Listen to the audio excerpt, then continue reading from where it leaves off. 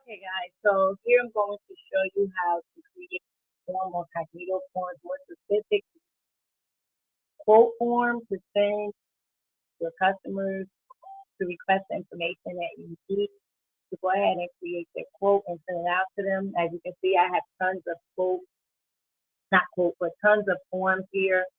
So I'm going to start with, you're going to go to cognitoforms.com and create your account. Make sure that you're using your company name it because that's just going to show up in the actual link name of your form. So you just want to make sure that you already have that created. If you don't have it created, go ahead and create it before you create this account. You're going to start with creating a new form and you're going to start from scratch.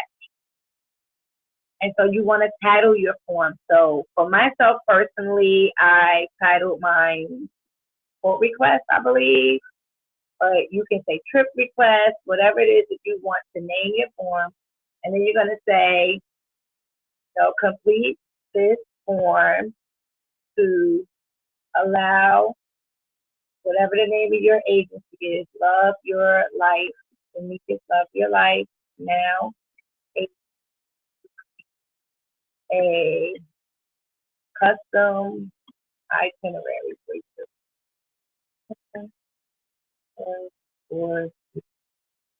right? And now you're going to click this plus sign and you're going to ask for all the information that you need.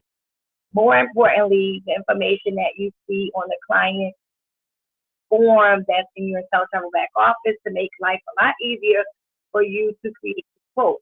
So of course you want their name, you're going to click name, it's going to automatically create that actual box for them to complete. And you're going to ask for their email, there you have it. You're going to ask for their phone number. Now for myself personally, I always make these required fields. So when I go back here and I click on name, I'm going to go down to where it says require. I'm going to click always. This is how you know whether or not you completed a form because you're going to see a red star and that means go back and fill it in because you're not going to be able to submit it. We see this a lot when we're filling out online forms. So I make these actual boxes required. You want to make sure you go over here and click always. You always want their name, you always want their email, and you always want their phone number so you can communicate with them.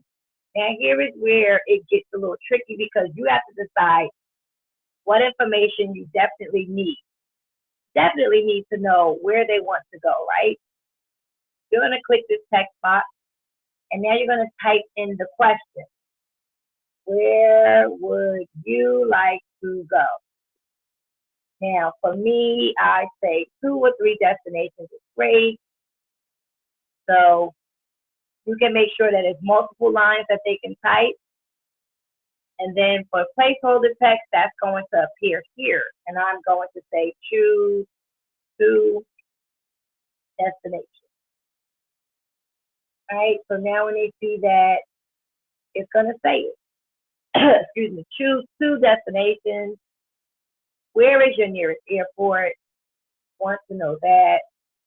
You can say choose 2 just in case. Where is your nearest airport? And then you're going to say, if they choose to, I'm leaving it at 1 single line, so now they can type that in. And again, we want to make this required. You have to know where they're going. So it's required. So now, how many people are going? So you can click the plus sign.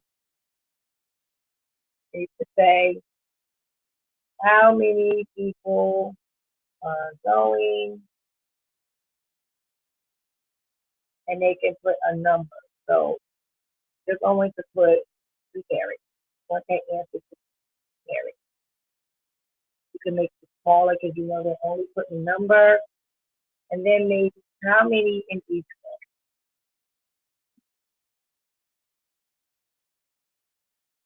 Making sure that that is numeric.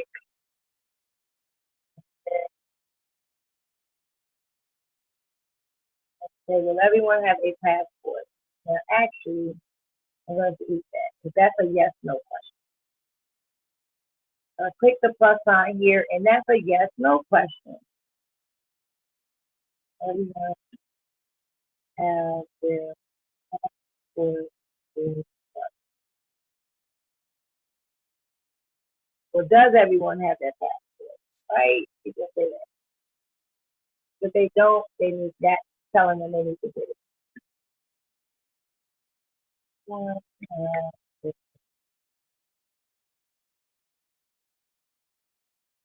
Right? Yes or no? Required. Well, let me say required. Yes, required. So you don't want to put that. It's not going to require it, but to make sure you answer that question. Right? And so you go on to complete the questions that you need to put in here. And what I like to ask people is, are you ready to place a deposit? If not, when you like to place a deposit, I'll show you what that looks like. And I'm going to save it as,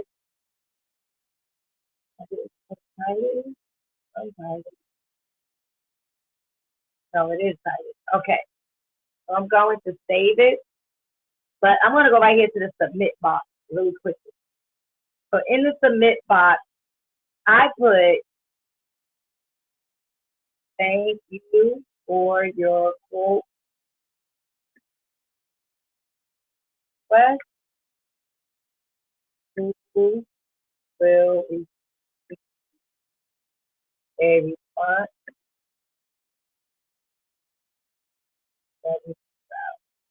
That gives me 3 days to work on it and make sure that I get it out to them. You may have a lot of requests, so you just want to give yourself some cushion, some room to get done. You never want to tell people that you're going to get it to them in 24 hours. Now, if you get it to them sooner, that's great. That looks good on your part. But if you get it to them after, that's not good. So the submit button, here is where you can redirect them. Once they click submit, you can actually redirect them. Now, my request form says submit and like us on Facebook because I'm redirecting them to my Facebook page. So you want to put your Facebook link there to your page once you create a page. If you don't have a business page yet, and you just want them to receive this confirmation email, and you'll leave it at saying submit. But that is something that I do because I want to grow my Facebook page for the business. So now I'm going to save this, which I probably shouldn't have saved this particular one, but it's okay because I'm not going to be using this link. But this says quote request too, because I already have one that is titled quote request. So now I am going to go to Bitly, bit.ly.com. Now, the reason why I use this particular site is I like to track all of my forms and see how many times they've been clicked. I also hate to use a long link. So when I go back and look at my quote request form and I click publish, there is your link for your quote request. You don't want to put that long link on Facebook. You don't want to send that long link to people. It's just an eyesore. You just really don't want to put that out there. I hate seeing long links when people post them on their page. So for business purposes and to really make yourself stand out, you want to use a Bitly link. So you're going to go to bit.ly.com. You're going to create an account, and you're going to click create. You're going to post that long link there, and then you're going to name it. So I'm going to name this test quote because this is not mine. So I'm putting test quote there, and I can customize the back half of it, and I can put test quote. Hopefully it works. If it doesn't, I'll fix it. So once you created it, this is what your link is going to look like. So I'm saving it. It's been saved. So now this is the name, excuse me, of my link. I can copy that link, and I can paste it in the notes. Can't see the notes right now because I'm only sharing the actual page that I'm using. But that link is so short. So if I was going to my fan page for my travel, I would go here and I might want to post something, right? So I'm going to go to my post and I may want to post a flyer or something. If I was posting the flyer, I could say, book your trip here. And then I'm going to paste that link. So there is the link. And your followers are going to be able to click that link. When they click that link, it's going to take them directly to your page. So I'm trying to come out of this for some reason. It won't let me out. And maybe I can. Okay, so I'm just going to show you that if I put that link here, when people click it, it's going to take them directly to the form.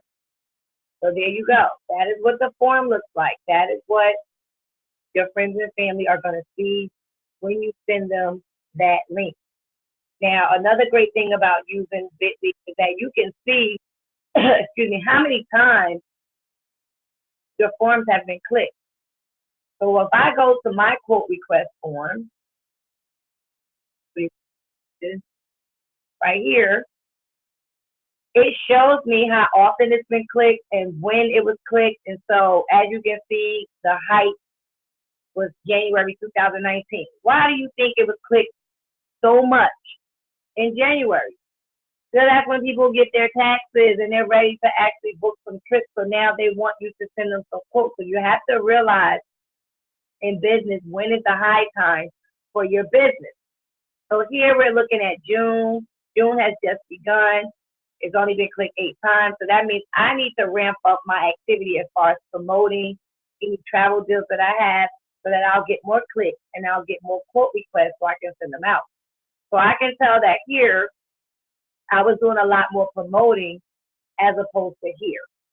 So this kind of gives you a kind of a gut check and lets you know what you're doing so that you can see how many clicks you've been getting. So in a total, since I created the actual link, it's been clicked 617 times.